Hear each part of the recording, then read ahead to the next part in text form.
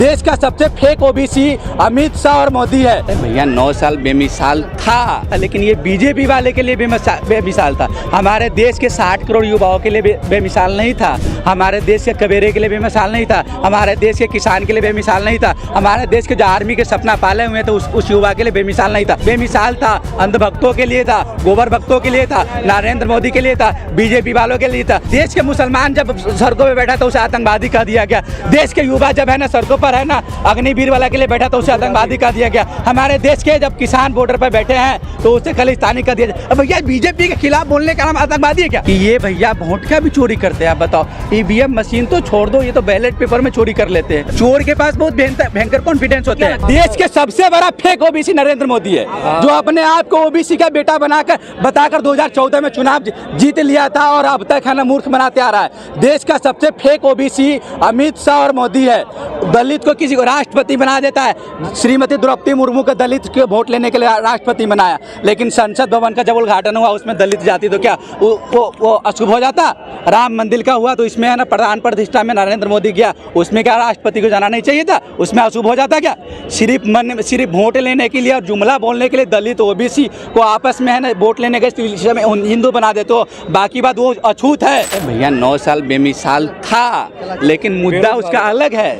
बेमिसाल था, लेकिन ये बीजेपी वाले के लिए बेमिसाल था। हमारे देश के 60 करोड़ युवाओं के लिए बेमिसाल नहीं था। हमारे देश के कबेरे के लिए बेमिसाल नहीं था। हमारे देश के किसान के लिए बेमिसाल नहीं था। हमारे देश के जो आर्मी के सपना पाले हुए थे उस युवा के लिए बेमिसाल नहीं था। हमारे देश के अल्पसंख्यक के लिए बेमिसाल नहीं था, जो बरसों तक है ना दिल्ली के सड़कों पर बैठे रहे। हमारे देश के किसान जो अभी भी सड़कों पर बैठे हुए, प्रत्येक देश दिल्ली के जितना छठे बॉर्डर है सब पे बैठे हुए, उसके लिए बेमिसाल नहीं था। कल भी हमारे देश के एक युवा किसान मर गया, उसके परिवार के लिए बेमिसाल नहीं था। ये बेमिसाल था अंधभक्तों के लिए था, गोबर भक्तों के लिए था, नरेंद्र मोदी के लिए था, बीजेपी वालों के लिए था। हमारे देश के नेशनल टीवी के मीडिया जो बिक चुके हैं, नेशनल टीवी के जितने जो मीडिया है ना बड़े बड़े फ्लैट बड़े बड़े मकान खरीद लिए, उनके लिए बेमिसाल था। या अंधभक्तों के लिए बेमिसाल था। आम गरीब कमेरा और दलित महादलित मुसलमान हमारे देश की मीडिया जो गुलाम हो चुकी है। हमारे देश के चौथे स्तंभ जो माने जाते हैं हमारे देश के नेशनल टीवी की मीडिया। आज हमारे देश में अगर यूट्यूब पत्रकार नहीं होता तो देश के किसी भी लोग के पास देश की सच्चाई नहीं पूछ पाता। हमारे आपके जैसे आम साधारण लड़के के पास की कोई नेशनल मीडिया खड़ा नहीं हो सकता। हम आप अगर बीजेपी का एक शब्द विरोध कर दे तो वो बीजेपी के मीडिया जो जितना नेशनल टीवी के मीडिया वो माइक उठा के चल देंगे। सुधीर चौधरी का नाम भी देखा होगा, सबसे बड़ा प्लेटफॉर्म है, लेकिन उनका क्या हक बनता है कि वो उनकी एक तरफा बात रहती है, एक तरफा बात रहती है उस बंदे की। वो बंदा ये पूछता है कि ये बताओ कौन कौन मोदी को पसंद करता है। अरे तू कौन होता है इस बात को पूछने वाला? भाई जनता तय करेगी, तेरा काम है खबर दिखाना। तेरा काम ये नहीं है कि 2000 के नोट में चिपने के लेगी। तो उस बार भी झूठा था, अभी भी झूठा है। और मीडिया बिक चुकी है, पूरी तरह की बिक चुकी है। सिर्फ यूट्यूबर हैं जो रह गए हैं, आप जैसे भाई हैं जो लोगों की आवाज पहुंचती है, बाकी हर जगह आवाज दबाई जाती है। लेकिन मोदी तो एक ब्रांड बन चुके हैं सर। वो ब्रांड उन लोगों के लिए है। कौन देखिए बनाया? कौन? हमारे देश के दलाल मीडियाओं ने बनाया। ब्रांड क्या बनाता? आज के तारीख में कोई भी आप एग्जाम्पल के तौर पर ले लो, देश में वही कंपनी चलती है, वही कपड़ा का या किसी चीज़ का ब्रांड फेमस होता है जिसका प्रचार भरपूर होता है, प्रसार भरपूर होता है। हमारे देश के एक मीडिया बिक चुकी है और जिसने 10 साल में करोड़ों रुपया एक एंकर ने लिया बीजेपी का प्रचार करने के लिए, बीजेपी का एक नाकामी छुपाने के लिए। देश के मुसलमान जब सड़कों पर बैठा तो उसे आतंकवादी कह दिया गया। देश के युवा जब है ना सड़कों पर है ना अग्निवीर वाला के लिए बैठा तो उसे आतंकवादी कह दिया गया। हमारे देश के जब किसान बॉर्डर पर बैठे हैं तो उसे खालिस्तानी कह दिया जाए। अब भैया बीजेपी के खिलाफ बोलने का नाम आतंकवादी है क्या? हम बीजेपी के खिलाफ जितने लोग करवादी है क्या? लेकिन राहुल गांधी कह रहे हैं कि अगर उनकी सरकार बनती है सत्ता में तो वो अग्निवीर योजना जो 4 साल का है उसको जो है परमानेंट कर देंगे। बिल्कुल खत्म करने की बात की है। अग्निवीर योजना को खत्म करेंगे, परमानेंट जो था परमानेंट। सर सबसे ज्यादा मेहनत फौजी करता है, कब कहाँ पे गोली खानी पड़ता है वो फौजी को पता होती है, ठीक है। सबसे ज्यादा मेहनत वो करता है, उसी की तुमने सब कुछ छीन लिया। 4 साल की नौकरी के बाद कोई पूछता नहीं है यहाँ पे। 4 साल आप सर्विस देख के आओगे, बेरोजगार हो जाओगे, आपको कोई पूछने वाला नहीं होगा। ना आपकी घर में इज्जत रहेगी ना बाहर इज्जत रहेगी।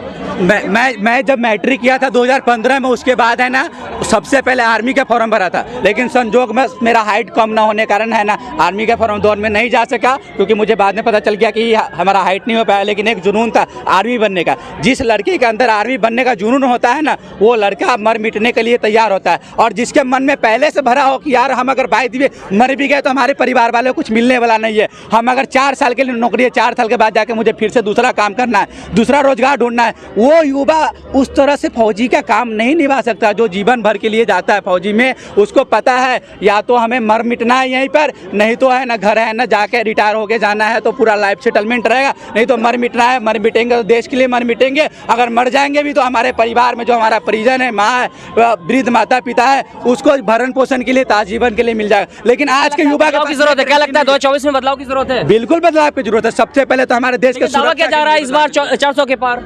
अरे भैया दावा करने के लिए कुछ भी कर दो, और इनके पास तो एक नया एजेंडा भी है आज के तारीख में कि ये भैया वोट का भी चोरी करते हैं। आप बताओ, ईवीएम मशीन तो छोड़ दो, ये तो बैलेट पेपर में चोरी कर लेते हैं। तो हो सके कोई ईवीएम में कोई और ज़्यादा पूर्ण रूपेण है ना भरोसेमंद कोई दोस्त मिल गया हो इनके इजराइल में कोई और दोस्त मिल गया होगा जो सॉफ्टवेयर इंजीनियर हो, जो हैक करने का और बेहतर तरीका से हाल जानते हो। ये भी कॉन्फिडेंस है, चोर के पास बहुत भयंकर कॉन्फिडेंस होते हैं। अरे भैया मोदी जी के सामने कोई विकल्प नहीं है। मोदी जी आप ही देख लेना, आप चुनाव के 2, 3, 4 महीना बचे हैं। मोदी जी अब देश में कोई ऐसा मुद्दा ढूंढेगा कि या तो हिंदुस्तान पाकिस्तान हो जाए, नहीं तो किसी कोई बड़े राज्य में बड़ा सा दंगा हो जाए कि एक लोगों को मेंटली रूप से है ना अपाहिज बना दिया जा सके कि तुम हिंदू के नाम पर वोट दो, कि मुसलमान तुम्हें सता रहा है, हिंदू के नाम पर वोट दो।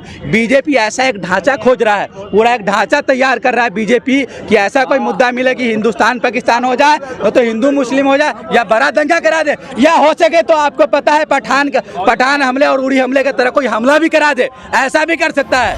न्याय का हक मिलने तक।